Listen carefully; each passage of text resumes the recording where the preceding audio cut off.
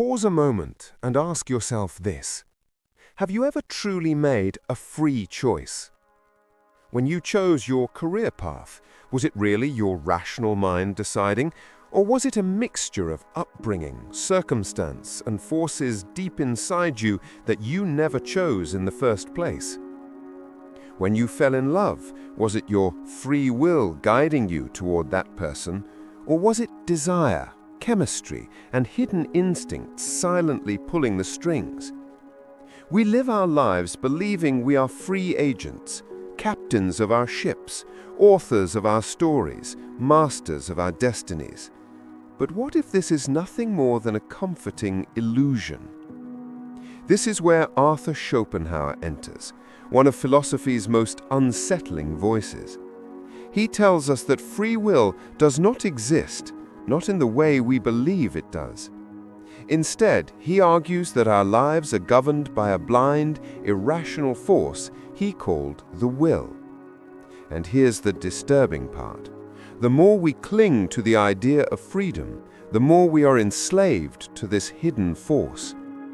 Today, we'll dive into Schopenhauer's brutal yet profound philosophy. We'll explore what he meant by the will, why he thought free will is an illusion, how society, love, ambition, and even morality are disguises for this hidden drive, and most importantly, whether there is any kind of freedom we can actually achieve. So buckle in. This journey will shake some of your deepest assumptions about who you are and how you live. The belief in free will is one of the strongest illusions humanity has ever clung to. We grow up with the idea that we are self-determining beings, that every decision reflects our autonomy, our independence, our personal essence. But philosophers have struggled with this question for centuries. If we truly have free will, why do our choices often feel predetermined by circumstance? Why does our past seem to shape our future in ways we cannot escape?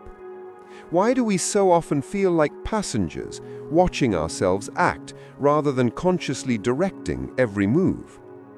Schopenhauer begins here, asking us to interrogate what we really mean by freedom. For him, the problem is not that humans lack the ability to act. Of course we act constantly. The problem is that we do not control the source of our actions. Take a simple example. You feel hungry. Do you freely choose to desire food? Or does hunger appear uninvited and then force you to act? Desire itself is not something you command. It simply arises. You might choose what food to eat, but you cannot choose whether to be hungry in the first place. And so it is with nearly every aspect of life. Desires, impulses, emotions, instincts, they emerge spontaneously, not because of our will, but because of something deeper, something prior to our reasoning. Schopenhauer names this something the will. For Schopenhauer, the will is not just the force inside humans, it is the underlying energy of all existence. It is the drive that pushes a seed to grow into a tree, that urges an animal to hunt, that compels humans to strive, desire, and reproduce. It is blind, irrational, and unstoppable. Unlike reason, it doesn't care about logic or morality, it simply wants, it hungers, it pushes. In his words, the will is the thing in itself, the hidden reality beneath the world of appearances. What we see in daily life, decisions, behaviors, goals, institutions, are merely surface expressions of this deeper drive. You might believe you chose your career because it made sense or aligned with your values. But Schopenhauer would argue that reason is just a mask. The real choice was made long before reason entered the picture, by impulses, instincts, or unconscious drives planted in you without consent. Reason simply dressed up the decision in a way that makes you feel rational. In other words, we don't choose our desires choose us. One of the most radical claims Schopenhauer makes is that reason, the very thing we pride ourselves on as humans, is not the ruler of our lives, but the servant. Reason does not generate desire, it justifies it. Think about the last time you made a decision that felt rational. Maybe you bought a certain car because it was fuel efficient and reliable. But why did you want a car in the first place? Why that particular brand? Why that color? Often, beneath the surface reasoning are layers of unconscious influence, status anxiety, social trends, childhood impressions, biological instincts. We tell ourselves stories about why we act, but the real reasons lie hidden, driven by forces outside conscious control. For Schopenhauer, this means freedom is an illusion. We feel free only because we don't see the strings. If you could step back and trace every choice you've ever made, back through your upbringing, culture, biology, and psychology, you would see that you never authored those choices. You inherited them, you embodied them, you lived them, but you did not create them. This is why Schopenhauer calls free will the most seductive illusion. If the will shapes individuals, it also shapes societies. Look around at the world, nations striving for power, corporations hungering for profit, religions promising salvation, lovers chasing desire. Everywhere you look, the will disguises itself under noble names. Ambition becomes career growth, desire becomes romance, greed becomes success, conquest becomes progress. Society, in Schopenhauer's view, is simply the will multiplied and magnified. Individuals driven by hunger and desire, joining together in collective expressions of striving. Even morality, he argues, is not free from this influence. Moral codes may look like rational agreements, but often they are strategies to regulate desire so that the will doesn't destroy itself. Consider how laws against theft, murder, or exploitation exist not purely because humans are rationally good, but because unchecked desire leads to chaos. Society creates rules not out of freedom, but out of necessity, to keep the will in balance. The irony, of course, is that even these systems designed to control the will are themselves expressions of it. Politics, religion, culture, all are animated by the same restless force. Perhaps nowhere is Schopenhauer's theory more unsettling in the realm of love. We like to imagine that romance is the freest of our choices, that when we fall in love, it is because of compatibility, mutual affection, shared dreams. But Schopenhauer tears this apart. He argues that love is nothing more than the will ensuring reproduction. When you feel magnetically drawn to someone, it is not your conscious self choosing. It is biology, instincts, and evolutionary drives steering you toward the best chance of passing on your genes. In fact, Schopenhauer calls romantic love one of the greatest tricks the will plays on us. We think we are choosing happiness, but in reality, we are being used as instruments of life's continuation. We may suffer heartbreak, longing, jealousy, but all of it serves one purpose: the survival of the species. To him, this is proof that free will is an illusion. If even our most intimate, passionate, personal decisions are driven by forces outside us, how could we claim true freedom? At this point, Schopenhauer's philosophy can feel crushing. If every desire, every choice, every goal is driven by the will, are we nothing but puppets? Are we condemned to live as slaves to an irrational force we cannot escape? For Schopenhauer, the answer is both yes and no. Yes, in the sense that we cannot abolish the will, we cannot erase desire. Hunger, longing, ambition, these are woven into the fabric of existence itself.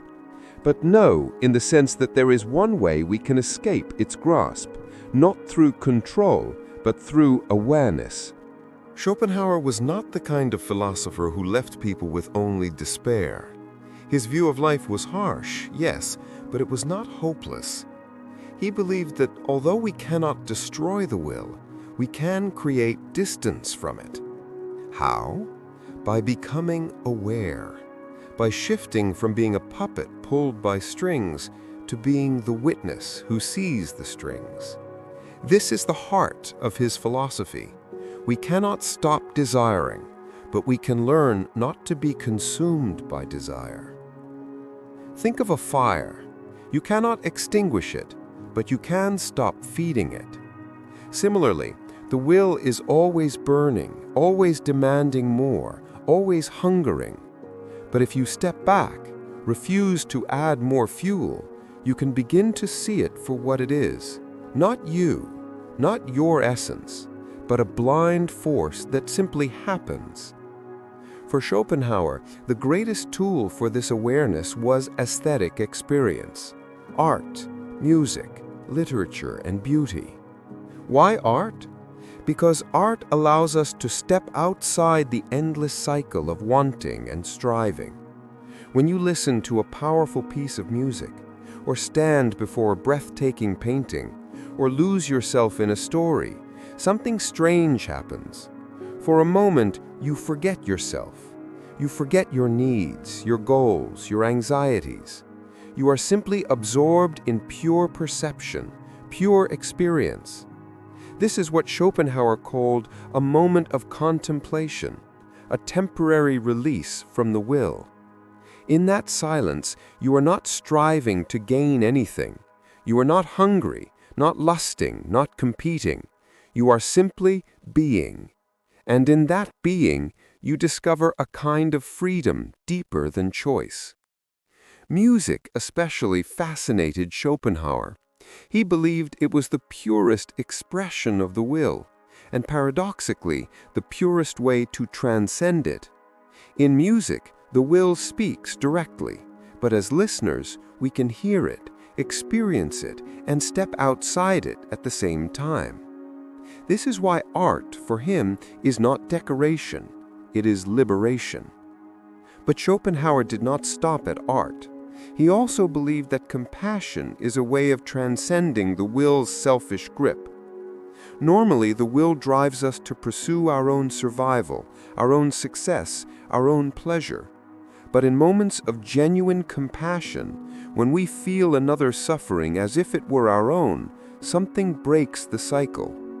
Compassion pulls us out of the prison of self and makes us aware of the shared struggle of existence. It shows us that the will is not just in us, it is in all living beings. To harm another is to perpetuate the same blind suffering that controls us. This is why Schopenhauer grounded morality not in rules, commandments, or rational principles, but in compassion.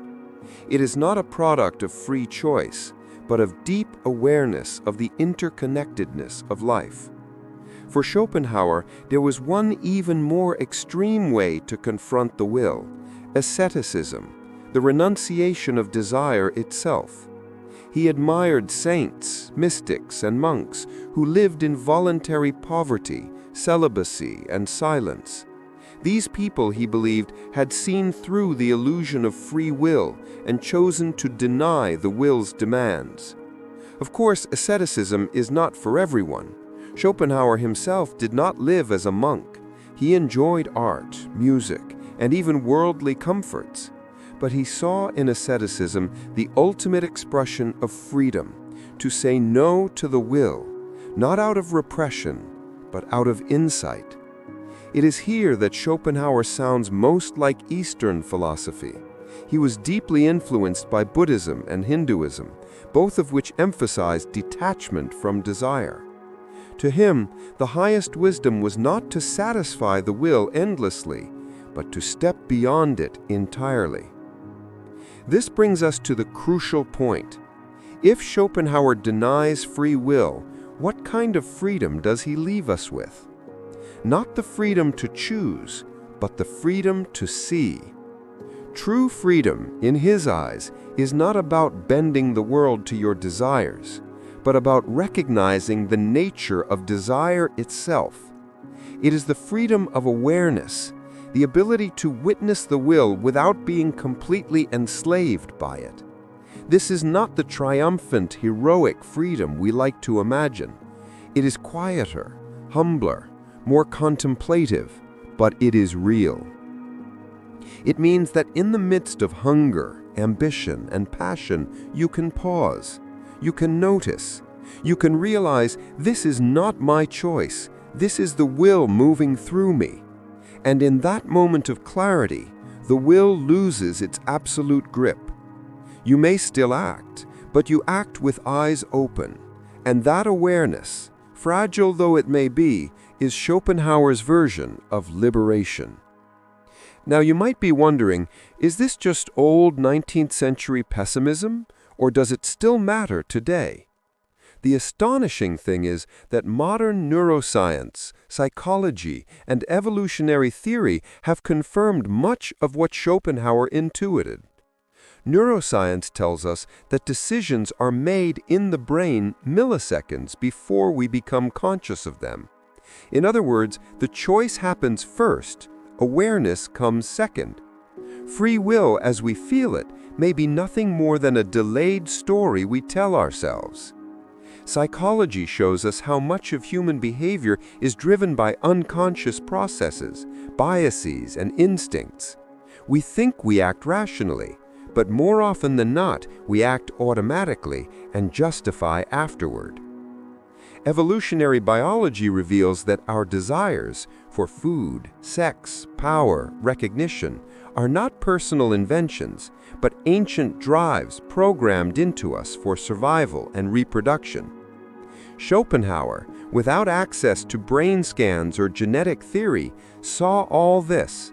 He recognized that freedom as commonly imagined was an illusion, and that true wisdom lies in acknowledging the forces that move us. So how do we live with this knowledge? If free will is an illusion, do we simply give up, surrender, and stop trying? Schopenhauer would say no. Life goes on. The will keeps pushing, and we cannot stop it. But what changes is how we relate to it. Instead of chasing endless desires thinking they will make us free, we can pause. We can notice the endless striving for what it is. We can seek out art, beauty, compassion, and moments of silence that lift us, even briefly, beyond the grip of the will. We can live more honestly, more aware, more compassionate lives, not because we chose to in some absolute sense, but because awareness opened a different possibility. And here is the great paradox. By admitting that we are not free in the way we thought, we may discover a deeper kind of freedom. The person who believes they are absolutely free is actually most enslaved, because they never question the forces pulling their strings. But the person who sees the illusion is no longer fully caught in it. Like a dreamer who realizes they are dreaming, they may not wake up completely, but they gain lucidity. They can watch, reflect, and even shift the way they move within the dream. That is Schopenhauer's gift to us. Not a triumphant declaration of independence, but a sober vision of reality and the possibility of seeing clearly within it.